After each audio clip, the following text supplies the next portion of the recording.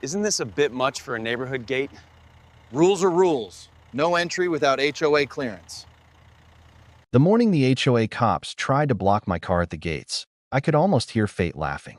The sun was only just rising, and the quiet suburban street ahead of me looked like a picture-perfect advertisement for peaceful living.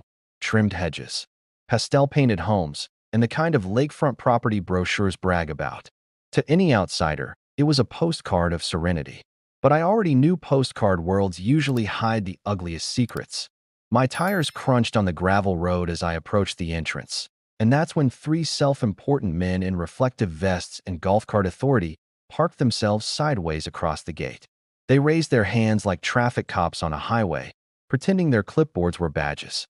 Their expressions weren't casual curiosity. They were the smug grins of petty kings guarding a paper castle. And in that instant, I realized this wouldn't be a polite conversation about visitor passes or gate codes. This was about power, or at least the illusion of it. I tapped my brakes and watched the smallest of the three step forward, chest puffed out as if daring me to challenge him. Inside, a flicker of amusement warmed my frustration. They had no idea who they'd chosen to stop. To them, I was just another stranger in a black SUV trying to sneak into their precious neighborhood. They couldn't know that beneath the mundane exterior of my weekend clothes and ball cap was a federal badge that I didn't flash it yet. A strong hook in any operation, undercover or otherwise, relies on patience. Let the overconfidence show itself. Let them think they're winning. I rolled my window down halfway and pretended mild confusion, scanning the manicured lawns beyond the gate. Every house seemed dipped in money and rules. That told me a lot about the kind of control freaks running this HOA. Years of undercover work had taught me bullies are the same everywhere. Schoolyards, corporate boardrooms, even lakefront communities with pretentious signs about community standards. They thrive on intimidation. They crumble when the ground shifts under them. As I sat there, the so-called HOA cops rattled off fabricated violations about improper clearance and unregistered access. Their voices had that brittle edge of people who've been obeyed for too long. Behind them, the neighborhood looked deceptively calm. The shimmer of the lake, a golden retriever chasing a ball, a porch swing creaking lazily. But every peaceful surface can hide a storm. I glanced at the clock on my dashboard. 15 minutes until my first meeting with a confidential informant who'd risked everything to point me toward a laundering operation supposedly hiding under the innocent facade of this community. My cover story as a potential buyer depended on getting inside smoothly. Now these gatekeepers were about to turn an HOA squabble into a federal sting that my heart rate stayed even. I'd faced cartels with machetes and mobsters with silenced pistols. Three HOA enforcers with too much time on their hands weren't going to rattle me. But their arrogance intrigued me. Why were they so determined to keep out a visitor who had already RSVP'd through their system? Either they were flexing for ego, or they were nervous. Nervous people make mistakes, and mistakes lead to truths. As they fumbled through their clipboards, I let my gaze wander past them to the grandest house on the cul-de-sac. A flag whipped gently in the breeze, and for a second, I caught movement behind a curtain. Someone watching, tense, invested. That was my first hint that something bigger pulsed beneath the veneer of neighborhood harmony.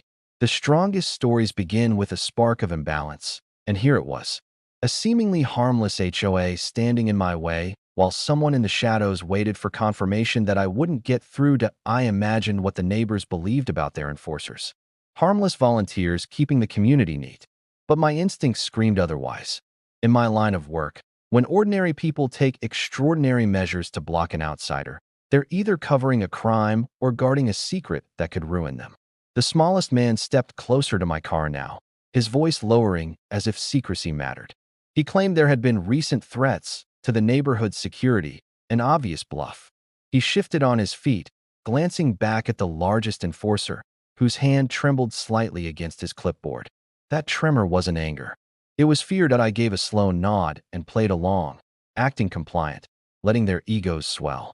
They thought they'd won a tiny battle by delaying me, and that illusion was exactly what I needed. Because once people like this believe they've cornered you, they drop their guard. They talk too much. They reveal patterns. My training whispered in my ear, the bully's power evaporates when the bluff is called. Beneath the morning sun, Beneath the tranquil surface of a wealthy lakeside enclave, a storm was gathering, and I was here to stir it. This wasn't just a visit or a property tour anymore. This was a chessboard, and while they thought they were blocking a pawn, they hadn't realized a queen was already in play.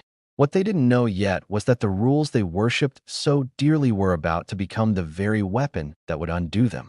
Their world looked solid, but like a poorly built dock over deep water, the supports were already rotting.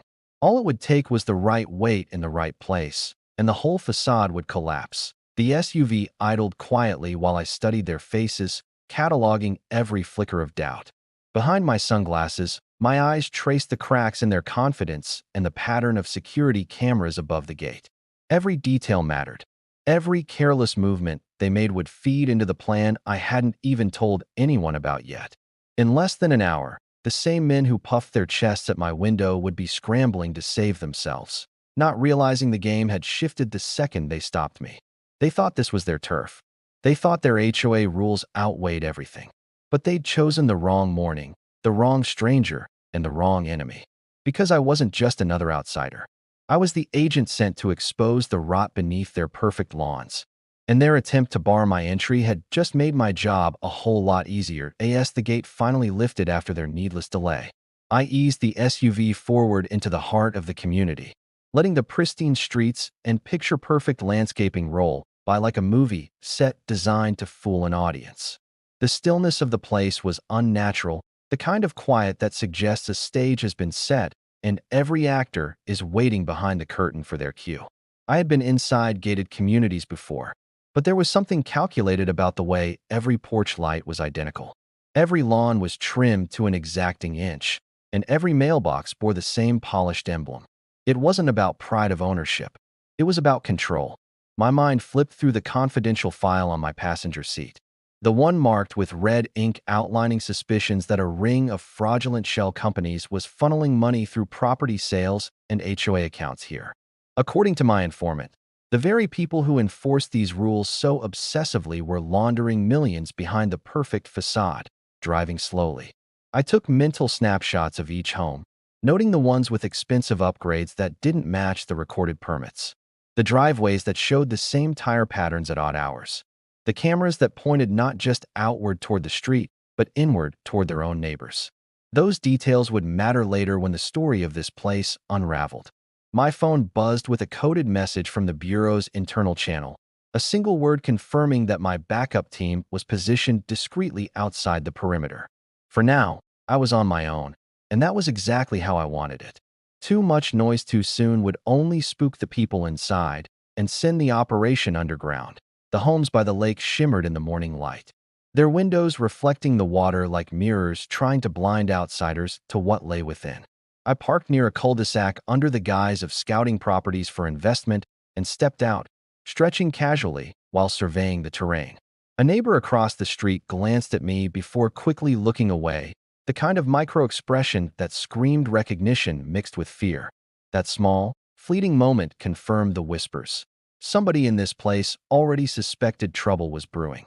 The air felt heavier here, charged, as though secrets clung to the manicured hedges like DEWS. I began walking the path toward the lakeshore.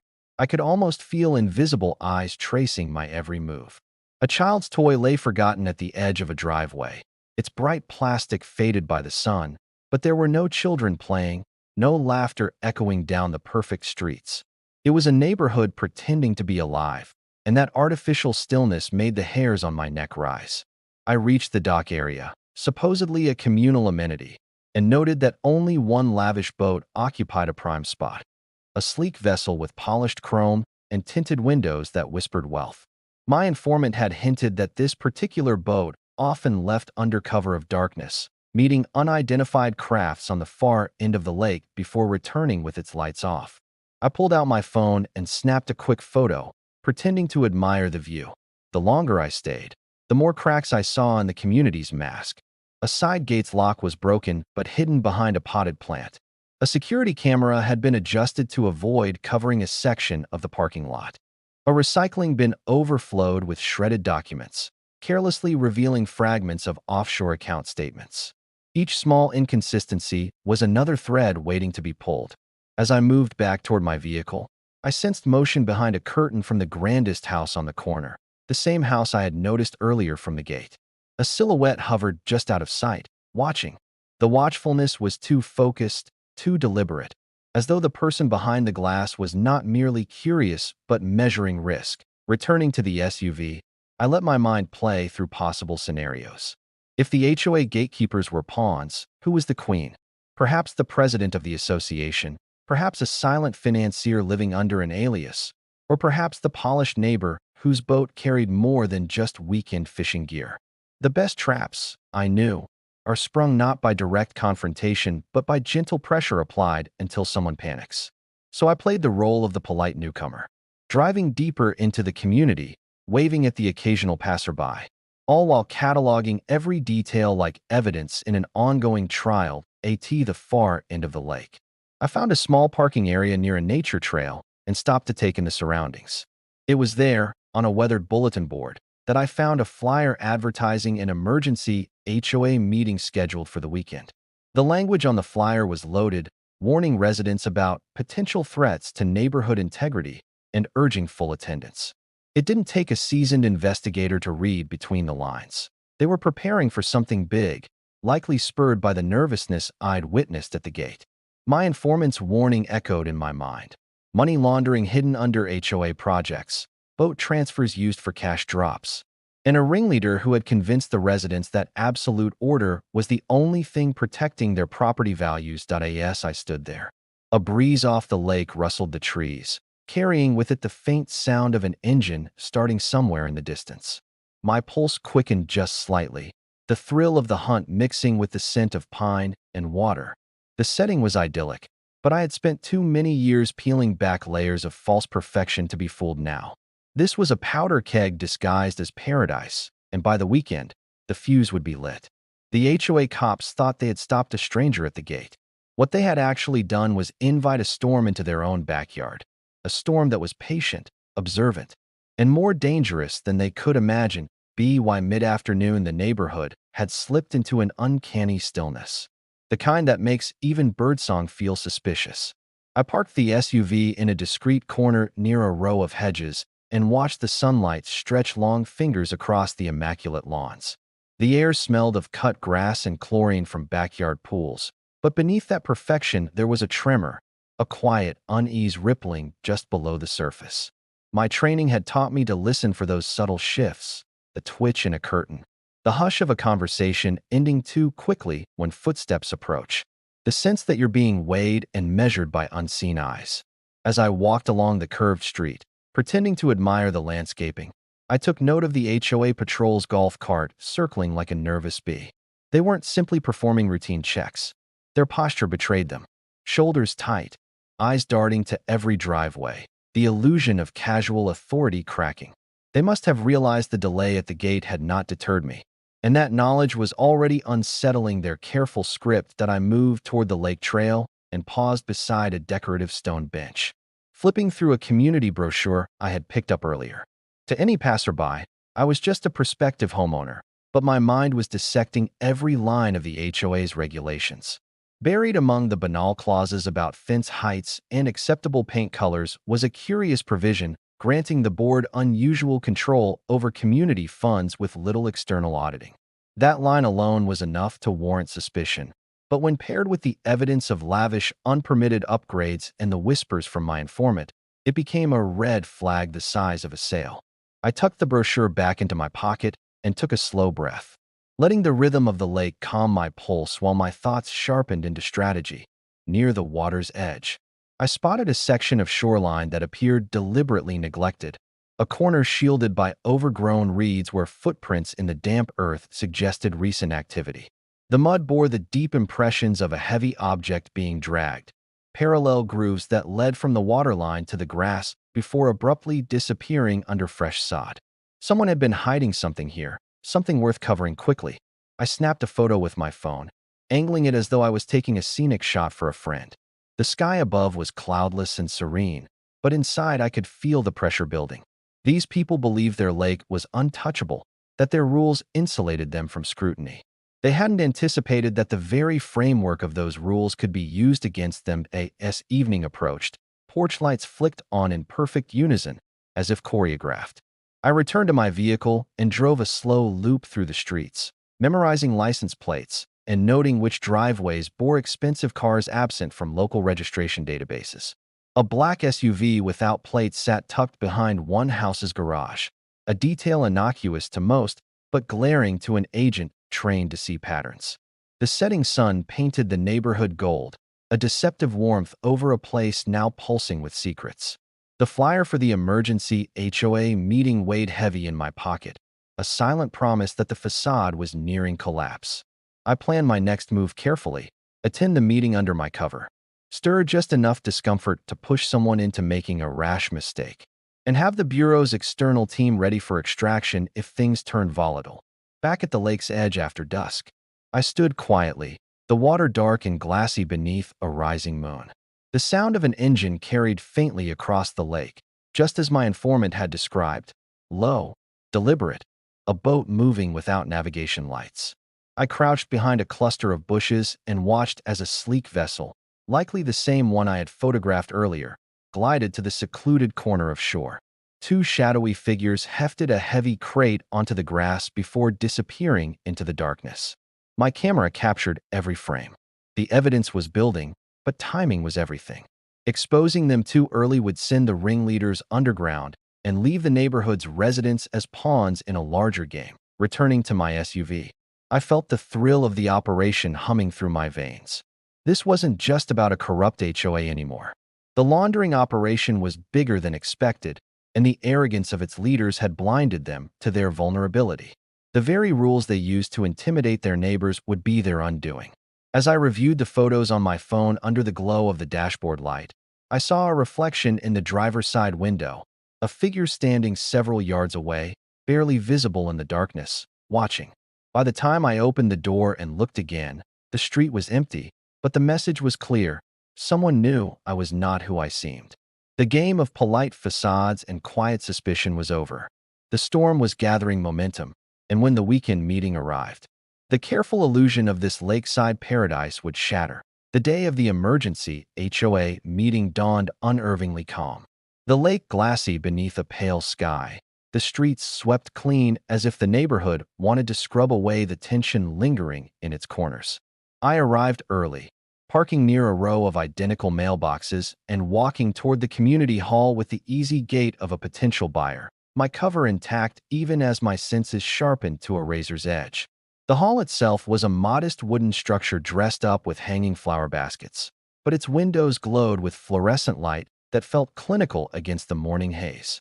Inside, folding chairs had been arranged in perfect rows, each bearing the HOA's emblem, a subtle reminder of the control these people exerted over every detail. I chose a seat near the back where I could see the door, the podium, and every nervous glance exchanged among the residents as they trickled in.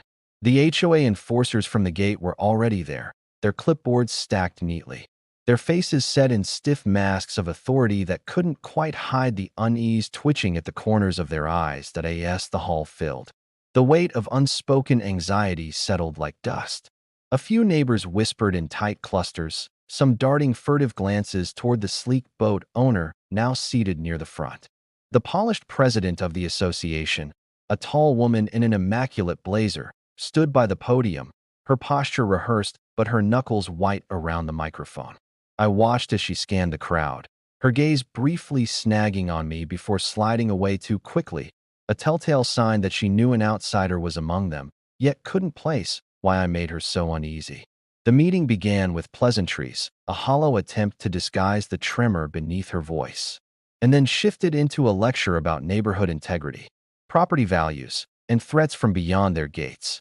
Each word dripped with a fear she could no longer mask, and as I watched the room, I saw other residents exchanging knowing looks, signs that the HOA's grip was slipping.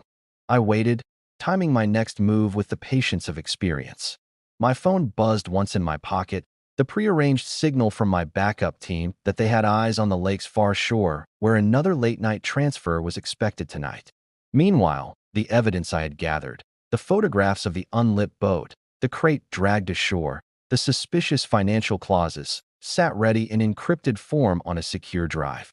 I let the HOA president continue her speech, letting her own words tighten the noose, her insistence that outsiders were to blame, making her seem desperate rather than strong. The residents' murmurs grew louder, a few heads turning toward the very enforcers who had stopped me at the gate. Their authority, once absolute, was eroding in real time. When the tension reached its peak, a commotion outside interrupted the scripted order. Through the hall's windows, the sleek boat could be seen gliding toward the communal dock. Only this time, two unmarked vans rolled silently along the access road behind it. The Bureau's marine unit moved like a shadow, swift and efficient, seizing the boat as evidence while agents documented the scene. Gasps rippled through the hall, and the HOA president's face drained of color. Without a word from me, the trap had sprung exactly as planned. The residents rushed outside in disbelief, their whispers turning into a chorus of outrage as they realized the very people who had enforced fines over mailbox paint were the ones exploiting the community for illegal gain. I stood apart, watching the carefully cultivated illusion of perfection unravel. The gatekeepers who had puffed their chests at me only a day earlier now stood pale and trembling under the gaze of their neighbors. The president stammered explanations no one believed, her authority dissolving like mist under the morning sun. The sound of tow straps tightening around the boat's hull echoed across the lake like a gavel striking judgment. For the first time since entering the community, the air felt lighter, as if the neighborhood itself exhaled after holding its breath for too long. The Bureau vans departed with the seized evidence, and the HOA leaders were quietly escorted away for questioning. The residents turned to one another, their shoulders squaring with a newfound sense of agency. The fear that had kept them compliant was gone, replaced by relief and an almost giddy disbelief. A man I had noticed earlier, the one whose nervous glance betrayed knowledge, walked past me with a grateful nod, and in that small gesture was the acknowledgement of a bully dethroned. I slipped away quietly, leaving the residents to reclaim their streets and their peace without the shadow of false authority looming over them. Driving out past the gate that had been so fiercely guarded, I watched the morning sun catch the ripples on the lake, turning the water into a sheet of molten gold. The storm I'd brought had passed, but its lesson remained etched into the quiet lawns and polished mailboxes. Power built on intimidation is fragile, and the illusion of control can vanish in an instant when truth arrives. My badge remained tucked away in my pocket, unseen but not unfelt, a silent reminder that sometimes the smallest stand, a delayed entry at a gate, a patient gathering of evidence, can collapse the tallest facade. As the community disappeared in my rearview mirror, I thought of the families inside who would now plant flowers, hang wind chimes, and laugh on porches without fear of petty tyrants. They would tell the story for years, how their HOA cops stopped a stranger, unaware that he was an FBI agent, and how that single act of arrogance had sparked the unraveling of their own corrupt empire. The lake gleamed brighter as I drove on, and in its reflection was the quiet satisfaction of a mission complete.